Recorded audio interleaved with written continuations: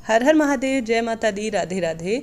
निर्जला एकादशी के बारे में एक बार भीम कहते हुए कहते हैं कि हे पांडवों, हे श्री कृष्ण जी महाराज, मेरी इस शंका का समाधान कीजिए। सभी पांडव जो है एकादशी का व्रत करते हैं, परंतु मैं नहीं कर पाता। मुझे कैसे 24 एकादशियों का पुण्य फल प्राप्त होगा? तब श्री कृष्ण जी महाराज कहते हैं कि आप जो है निर्जला एकादशी का व्रत कीजिए। मात्र एक व्रत आप साल भर में निर्जला एकादशी का करते हैं तो आपको 24 एकादशियों का फल प्राप्त होगा। ऐसे में भीम ने इस व्रत को जो है किया, जब से इस व्रत का नाम भीमसेनी एकादशी भी पड़ गया। आज वीडियो में यही माध्यम है कि इस दिन कौन सी वस्तु ऐसी आवश्यक रूप से दान करनी चाहिए जिससे कि कई फलों की प्राप्ति हो सके, साथ ही जल इत्यादि ग्रहण कर सकते हैं। सबसे पहले यह जान लीजिए कि 10 तारीख को, 10 जून या 11 जून को निर्जला एकादशी का व्रत किया जाएगा। शास्त्रों में कहा गया है कि हिंदू धर्म में कोई भी व्रत त्योहार हो, उदया तिथि में करना सबसे महत्वपूर्ण माना जाता है। तो यही बात जो है एकादशी के ऊपर भी लागू होती है। जैसे आप स्क्रीन पर देख पा रहे हैं, एकादशी तिथि जो है 10 तारीख को आरंभ हो रही है। ऐसे में निर्जला एकादशी का व्रत 10 जून को ही किया जाएगा। यह सर्वविदित है और बहुमत के आधार पर भी यह चीज़ें निर्धारित होती हैं अलग अलग पंचांगों के दृष्टिकोण से। ऐसे में पंचांग यही कहता है कि 10 जून के दिन साल की सबसे बड़ी एकादशी निर्जला एकादशी का व्रत किया जाएगा।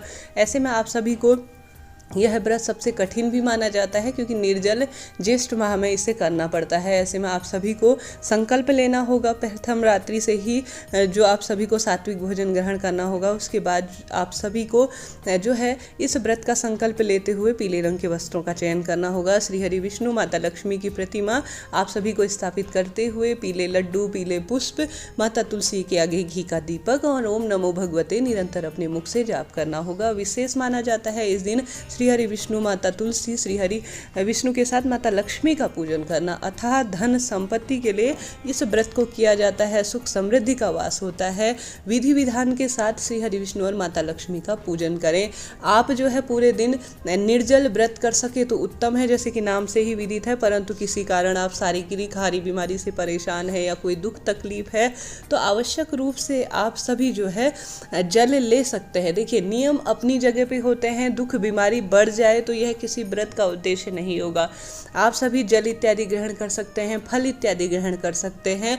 गर्भवती महिलाएं हैं या किसी रोग से पीड़ित हैं तो आवश्यक रूप से जल इत्यादि ग्रहण करके भी, फलाहार करके भी इस व्रत को किया जा सकता है। पूरे दिन प्रभु का स्मरण करते हुए शाम के समय पूरे दिन और रात्रि एक अखंड दीपक आवश्यक रूप से निर्जला एकादशी के दिन आप सभी को जलाना चाहिए। इसके बाद जो है शाम को प्रभु के सामने ही जो है आप सभी को पूरी रात्रि जागरण करना होगा और उसके बाद दूसरे दिन जो है ब्राह्मण को बुलाकर आप अपना व्रत खोल सकते हैं। इस तरह से जो है यह व्रत किया जा सकता है। यह बात ध्यान रखिए, एकादशी के दिन चावल नहीं खाया जाता है। इसके साथ ही विशेष रूप से इस दिन वस्त्रदान, जलदान, अन्नदान, ठंडी वस्तुएं जो कि ठंडक प्रदान करने वाली, चिड़ियों को विशेष रूप से प्याऊ इत्यादि का निर्माण करना, गौ को जो है जल दान करना और साथ ही व्यक्तियों के लिए इस दिन जल का विशेष रूप से दान करना। एक घड़ा कुछ विशेष नहीं कर सके आप किसी कारणवश तो मात्र जल को जितना जो है दान कर सके एक घड़े में भरकर,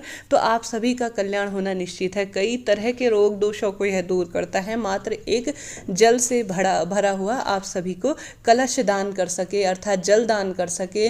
ठंडी वस्तुएं, छाता, जूते, खड़ाऊ, कूलर, पंखे इस दिन मंदिरों में, गरीब अनाथ आश्रमों में इत्यादि पर कर सके तो उत्तम है। कुछ नहीं कर सके तो जल दान आवश्यक रूप से करें।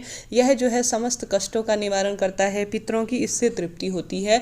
इसके साथ ही आप गर्भवती महिलाएं हैं, कई बार मन में आता है जल पी सकते हैं। किसी हारी बीमारी से पीड़ित हो तो जल पान किया जा सकता है। फल फ्रूट भी लिए जा सकते हैं।